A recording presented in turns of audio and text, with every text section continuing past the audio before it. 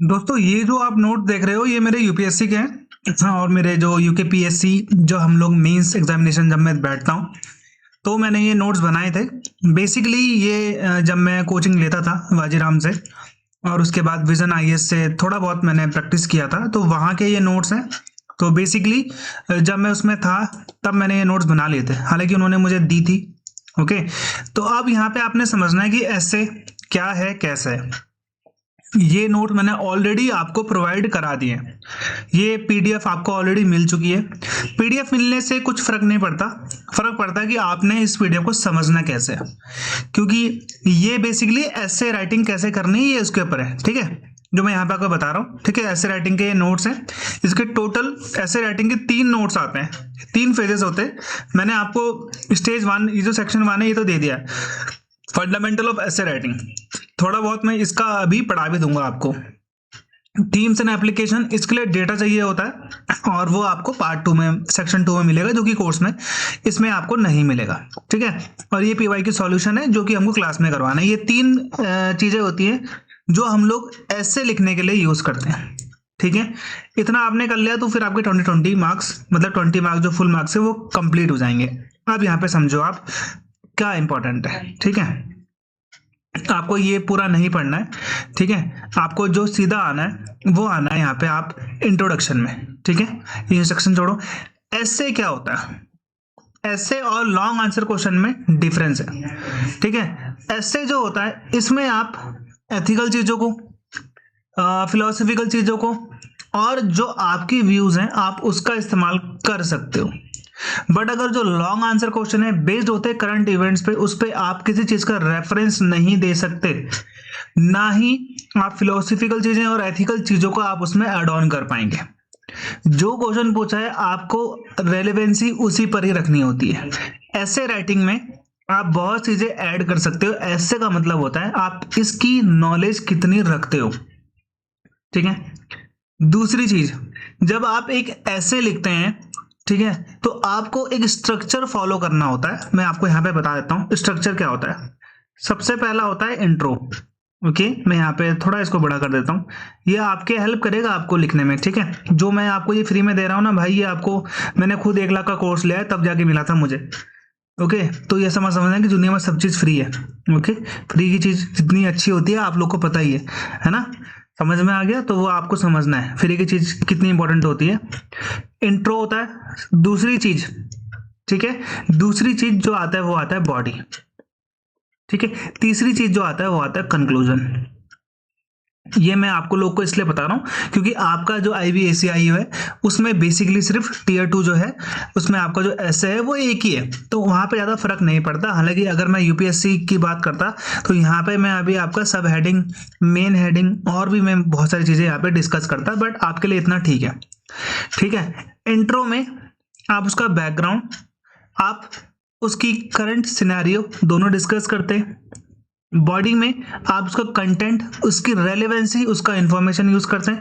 Conclusion में types होते हैं, वो मैं आगे आपको अभी बताऊंगा। कंक्लूजन के भी टाइप होते हैं। ठीक है, वो आप डायरेक्टली, आप चाहे थीमेटिक लिख लो कंक्लूजन, चाहे आप समरी वाइज लिख लो, ठीक है, चाहे आप ड्रामेटिक लिख लो, चाहे आप कोटेशन बेस्ड लिख लो। कंक्लूजन के भी टाइप्स होते हैं, ऐसा नहीं है कि आपके मन में जो आया आप लिख रहे हो वहां पे। ठीक है, दूसरी चीज जो मैं यहाँ पे बोल रहा हूँ स्ट्रक्चर, ये स्ट्रक्चर आपको हमेशा फॉलो करना है। ठीक है, अब यहाँ पे देखो स्ट्रक्चर की मैं बात करता हूँ। अब आपको ना मैं थोड़ा डीपली समझा दूंगा यहाँ पे, जो आपको यहाँ पे समझना है। देखो, जब भी हम कोई चीज लिखते हैं, स्ट्रक्चर जो हम बनाते हैं किसी चीज का, उसके तरीके होते हैं। पहला स्ट्रक्चर है कि आप सिंपली आप इंट्रोडक्शन दो। ठीक है, सिंपली आपने इंट्रोडक्शन दिया, उसके बाद आपका कंटेंट आया, उसके बाद आपका यहाँ पे कंक्लूजन आया। ये आपका है पहला स्ट्रक्चर आपके पैराग्राफ, आपके ऐसे का। दूसरा जो स्ट्रक्चर है वो आपने फॉलो किया है कनेक्टर का। कनेक्टर क्या होते हैं? अब जो आपको सबसे पहला पैराग्राफ है ना, वो आपने कैसे स्टार्ट करा? Firstly I want to continue with this, आपने वो पैराग्राफ बनाया। फिर देन जो अगला आएगा वो आएगा secondly I want to discuss this part. ठीक है, then thirdly I want to also take the focus particularly on this and this, आप जो भी बोल सकते हो उसमें। देन लास्ट में आता है, आप इसमें जो ये कनेक्टर है ना, फर्स्टली, सेकेंडली, थर्डली, ये भी आ सकता है in addition to this scheme. I want to particularly take focus on this things, कुछ भी आप लिख सकते हो, मैं आपको जस्ट बता रहा हूँ। इन एडिशन टू भी एक कनेक्टर होता है। देन आपका आता है लास्ट में finally I am taking the conclusion of this ऐसे, ऐसे करके आप इसमें लिख सकते हो। ठीक है, एक ये भी होता है स्ट्रक्चर। तीसरा स्ट्रक्चर होता है, यहां पर आप पॉइंट वाइज लिख रहे हो। तीसरा अक्षर क्या होता है, यहाँ पे आपने यहाँ पे एक हेडिंग, यहाँ पे आपकी हेडिंग है, यहाँ पे आपकी सब हेडिंग है, देन यहाँ पे आपके 4 पॉइंट है, 5 पॉइंट है, देन फिर से आपका यहाँ पे सब हेडिंग है, यहाँ पे आपके 5 पॉइंट है, देन फिर से आपके यहाँ पे सब हेडिंग है, देन फिर से पॉइंट है। ठीक है, एक तो ये तरीका होता है, स्ट्रक्चर होता है। तीनों ही स्ट्रक्चर में आप इंट्रोडक्शन, कंटेंट यानी कि ऐसे बॉडी और कंक्लूजन, तीनों का इस्तेमाल इसी हिसाब से करेंगे। कंक्लूजन को आप सेकंड में या फर्स्ट में नहीं ला सकते हो। ये जो ऐसे की बॉडी है, इसे आप फर्स्ट में और थर्ड में नहीं ला सकते हो, ये बीच में ही आएगा तो बीच में ही आएगा। बस लिखने का तरीका आप ऐसे कर सकते हो, कंटेंट सेम रहेगा। ठीक है, कंटेंट आपका सेम ही रहेगा, लेकिन लिखने का तरीका बस आप बदल सकते हो। इसे बोलते हैं आप स्ट्रक्चर। यहां पे देख लो आप, मैं आपको यहां पे बता देता हूं। ठीक है, ये देख लो। ओके, हेडिंग एंड सब हेडिंग का कर सकते हो, पैराग्राफ और पॉइंट वाइज कर सकते हो, डायग्राम और सीमेटिक, ये आपका आगे मैं अभी आपको बताऊंगा। ठीक है, यहां पर भी ये बोल रहे हैं, जो प्रेजेंटेशन है ये बहुत इंपॉर्टेंट है, लॉजिकल फ्लो होना चाहिए। लॉजिकल फ्लो का मतलब वही जो मैंने आपको बताया कि भाई ऐसा नहीं कंक्लूजन आप मेन बॉडी में ले आए, मेन बॉडी वाला कंटेंट आप इंट्रोडक्शन में ले आए, इंट्रोडक्शन आप मेन बॉडी में ले आए, ऐसा नहीं करना है। लॉजिकल फ्लो आपको बनाए रखना है। कोहेरेंसी का मतलब क्या होता है, मैं आपको बता देता हूँ। शब्द जाल का मतलब होता है शब्द जो होते हैं बार बार आप यूज ना कर रहे हो, एक ही वर्ड आप यूज कर रहे हो बार बार, वो कोहेरेंसी। ठीक है, बार बार आप इसको, किसी भी चीज को आप यूज नहीं करना। ठीक है, लैंग्वेज आप स्टिक रहेंगे। ठीक है, शब्द जाल का मतलब है आप ऐसे शब्द नहीं लिखेंगे जिससे कंफ्यूजन पैदा हो रही है। ठीक है, अब जो कोहेरेंसी है इसको आपने मेंटेन करना है। इसका मतलब होता है लॉजिकल फ्लो बना के रखना है कि भाई पहले आपने इंट्रो बोला था, दूसरा आपने स्टैंड ऑन, जो आपका स्टैंड है वो बोला, तीसरे में आपने एडवांटेज डिसएडवांटेज बोले, चौथे में आपने कंक्लूड कर दिया एक तरीके से देखा जाए तो। ठीक है, और हाँ, बहुत से बच्चे किसका इस्तेमाल करेंगे, प्रोफेशनल लैंग्वेज का इस्तेमाल नहीं करेंगे, वो अपनी खुद की लैंग्वेज से ही लिखेंगे, वहां पे आपका दिक्कत हो जाएगा। ठीक है, प्रोफेशनल लैंग्वेज, अब देखो इन सबको मैं डीपली तो मैं क्लास में डिस्कस कर पाऊंगा ना, अभी मैं यहाँ पे 10-15 मिनट की वीडियो में मैं कितना बताऊंगा आपको, है ना, वो तो आपको भी पता है। ये नोट्स मिल भी गए आपको तो आपको खुद पढ़ना है, समझ में आना चाहिए आपको बस। प्रोफेशनल लैंग्वेज का मतलब है जो ये मैच्योर लैंग्वेज है, आपने उसका इस्तेमाल करना है। अब मैं आपको बताता हूँ क्या तरीका है। ठीक है, देखो, अगर मैं आपको बोलता हूँ कि भाई माउंट एवरेस्ट पर 5 लाइन लिखो, ठीक है, एक बच्चा है जो मैच्योर लैंग्वेज में नहीं लिखेगा, वो लिखेगा mount Everest is a very tall mountain. दूसरा लिखेगा it is located in Nepal, it is a tourist destination, it is covered with snow, it is looking very beautiful. जो ये 5 पॉइंट इसने लिख दिए। ठीक है, एक दूसरा मैच्योर बच्चा इसके बारे में लिखेगा it's height is 8848 metre from the sea level altitude. दूसरा, it is known as Sagarmatha in Nepal. चौथा लिखेगा it is also known as Chomolungma in the Tibetan language, it is also one of the highest, it is known as the highest peak of the world, located in Nepal. Okay, and it is in the Himalayan mountain ranges, and it is lies in the higher Himalayas part. Okay, ये लिख दिया आपने। The first person from India, first woman from India who climbed this mountain, that is Bachendri पाल। आपने उसका year भी लिख दिया 1962-64, जो भी आपने लिखना है। ये होती है प्रोफेशनल लैंग्वेज, ये होती है जानकार आदमी। यहाँ पे आपने वो चीजें लिखी हैं जो चीजें सबको पता है, यहाँ पे आपने वो चीजें लिखी हैं जो पढ़ने पर जो एक जानकार व्यक्ति लिख सकता है। समझ में आई बात को? अब मैंने कितने फैक्ट्स लिखे हैं यहाँ पे, हर एक चीज का फैक्ट लिखा है यहाँ पे। यहाँ की तरह नहीं है कि हाँ भाई वो बहुत सुंदर है, वो बहुत लंबा है, सबको पता है कि वो सफेद है, बर्फ से ढका हुआ है, किसको नहीं पता है? ठीक है, तो ये चीजें हैं आपके लिए इंपॉर्टेंट। इंट्रोडक्शन ऑफ एसे ये आपको सीखना पड़ेगा जब मैं आपको यहाँ पे बताऊंगा। ठीक है, पर्सनालिटी बेस्ड इंट्रोडक्शन, आप इंट्रोडक्शन दे सकते हो किसी भी पर्सनालिटी का, चाहे तो आपने कौटिल्य का दे दिया अर्थशास्त्र में, ठीक है, जो 2400 साल पहले लिखी गई थी। इन्होंने कंसेप्ट दिया था गवर्नेंस का, ये किसने लिखी है? शुभम कुमार, 2020 सीबीएसई एयर 1, ठीक है, एयर 1 की कॉपी है ये, उसका इंट्रोडक्शन है ये।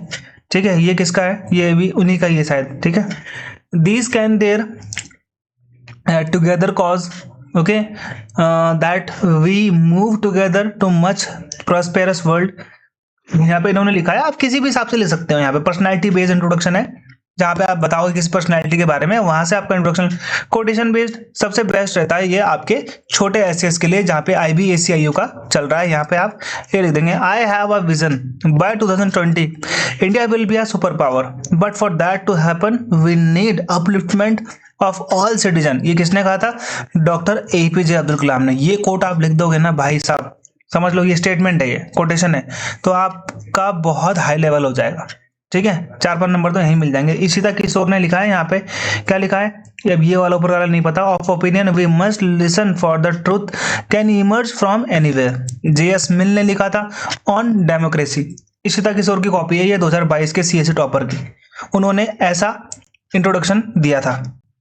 आप इसे यूज कर सकते हो। रिपोर्ट फैक्ट्स इंडेक्स का आपने कैसे यूज करना है? ये रिपोर्ट फैक्ट्स इंडेक्स हर साल बदलते हैं, तो वुमेन एम्पावरमेंट पे, अनएम्प्लॉयमेंट पे, ठीक है, फिनटेक पे, टेक्नोलॉजी पे, AI पे, ये डेटा मैं आपको दूंगा कोर्स में, वो डेटा आपने यूज करना है। ये आप कैसे अपनी तरफ से कैसे पता लगा लोगे? आप डिपेंड करता है आपके ऊपर भाई, आप कितना रिसर्च करोगे।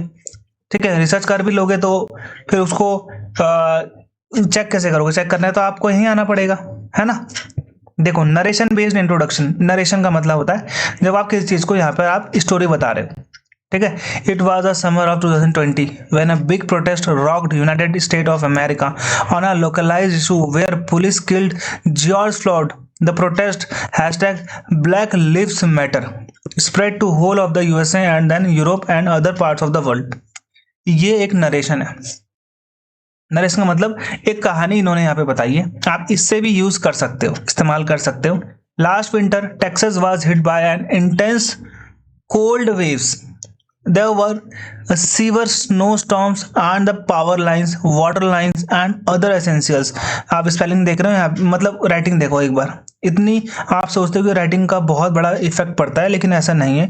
अगर आप नॉर्मली भी राइटिंग कर दे रहे हो तो ठीक ठाक है, लेकिन मेरे हिसाब से मैं आपको बताता हूँ, जितनी अच्छी राइटिंग होगी उतने एक्स्ट्रा मार्क्स मिलेंगे। अब अगर आप कोई इंट्रोडक्शन देते हो, बुक वाइज देते हो, तो आपने अर्थशास्त्र का ले लेना है। ठीक है, a contemporary thinker Fromm who question the sanity of our social standard in his work the sane society, ये इन्होंने बुक का दिया है रेफरेंस। ठीक है, गली बॉय, यहाँ पे देखो, in the movie Gully Boy Murad is a young graduate who is feeling in for his father as driver to the rich family. यहाँ पे इन्होंने बताया इनक्वालिटी के बारे में, मूवी का रेफरेंस दिया है। ठीक है, जो भी चीजें हैं यहाँ पे आप देखो, रेफरेंस आप किसी को दे सकते हो इंट्रोडक्शन में। अब बॉडी ऑफ द एसे में इसके लिए आपको डाटा चाहिए होगा, इसके लिए आपको कंटेंट चाहिए होगा। ये मैंने आपको बताया ना, फर्स्ट सेकंड थर्ड आप इसका इस्तेमाल करते हो, फर्स्टली सेकंडली थर्डली कनेक्टर का इस्तेमाल कर सकते हो। ठीक है, अब लास्ट में आपको एक कंक्लूजन बता देता हूँ, कंक्लूजन में आप कैसे इस्तेमाल करेंगे। ठीक है, ये तो बाकी आपको पढ़ाना पड़ेगा ढंग से, तब आप समझ पाओगे। कंक्लूजन एक होता है फिलोसफिकल। फिलोसफिकल में क्या होता है? जहां पर आप ऐसी बात कहोगे जहां पर आपकी सोच जो है बहुत डीप है। फिलोसफिकल आदमी क्या सोचता है? बहुत डीपली सोचता है, तो वो डीप सोच आपके अंदर दिखेगी वहां से। साइक्लिक में क्या होगा कि भाई आपने जिस नोट से स्टार्ट किया था आप उसी नोट से खत्म भी कर रहे हो। ठीक है, कोटेशन बेस्ड में मैंने आपको बताया था, जब आप किसी का कोट लास्ट में लिखते हो जिससे आप एंड करना चाहते हो तो वो कोटेशन बेस्ड हो गया। पोएम बेस्ड, किसी की पोएम के 3-4 लाइंस स्टैंजा आप उसमें इस्तेमाल कर सकते हो। बुक बेस्ड, कोई बुक है जिसका कोई रेफरेंस आप दे रहे हो यहाँ पे, ये बुक के 10-15 बुक के रेफरेंस मैं आपको दूंगा नोट्स बनाकर अच्छे से, वहां पे आप अच्छे से रेफरेंस दे पाएंगे। पर्सनैलिटी बेस्ड, पर्सनैलिटी बेस्ड क्या होगा कि भाई किसी पर्सन है, उसने कुछ कहा है, ठीक है, एक नोटेबल फिगर है, आपने उसके बारे में बताया है और उससे आपने एंड किया है। समरी बेस्ड आपने समरी क्या कर देनी है, बता देनी है। एट लास्ट देखो समरी बेस्ड कंक्लूजन में क्या होता है, मेन आर्गुमेंट जो होता है और फाइंडिंग जो होती है ऐसे की, आप उसे दोबारा से घुमाकर वही पूरा लिख देते हो। ठीक है, मैंने यहाँ पे यूपीएससी टॉपर लिखा है, आप अब आईबी के टॉपर के मैं लिख नहीं सकता क्योंकि पता नहीं चलता आईबी का टॉपर कौन है, ना ही आईबी का भी रिजल्ट जारी करती है। तो सेंट्रल थीसिस पे ये रीइंफोर्स करेगा, मेमोरेबल इंप्रेशन देगा, की पॉइंट्स को एंश्योर करेगा, क्लैरिटी देगा आपको। ठीक है, तो ये चीज आपको यहाँ पे ध्यान देनी है। एक मॉक टेस्ट मेरा लाइव हो चुका है, दूसरा मॉक टेस्ट लाइव होने वाला है और ये पूरा आपका मॉक टेस्ट का है। हाँ, 10 के 10 मॉक टेस्ट दोगे 100% सिलेक्शन होगा भाई। और ये जो मैंने आपको बताया एसए के लिए, ये आपके लिए इंपॉर्टेंट है। नोट्स आपको ऑलरेडी ये मिल चुके हैं। इसकी डिटेल्ड क्लास कल से स्टार्ट हो गई थी, आज भी शाम को है, वहां पे यही मैं पढ़ाने वाला हूँ, ये वाला जो नोट्स है। इसके बाद जो दूसरा नोट्स बनेगा ना आपका, वो बनेगा थीम्स एंड एप्लीकेशन पे। यहाँ पे आपकी देखो, यहाँ पे क्या आएगा आपका, यहाँ पे आएगा आपका थिंकर्स आइडियाज। अब एपीजे अब्दुल कलाम ने क्या क्या बोला है, कौन कौन सी स्टेटमेंट दी है, वो आपको पढ़नी जरूरी है ना, तभी तो आप उसका इस्तेमाल कर पाओगे, अपने आप कैसे ढूंढोगे। ठीक है, real world application, real world application भाई मैं आपको यहाँ पे बता रहा हूँ, आइडियाज, थिंकर्स, बुक्स के रेफरेंस आपकी एक अलग किताब होनी चाहिए, एक अलग नोट्स होगा उसका, तब जाकर आप कर पाओगे, ऐसे नहीं कर पाओगे। ठीक है, बुक के रेफरेंस अलग होते हैं। अब मैंने तो बना रखे हैं भाई, इसलिए मेरे पास है ये।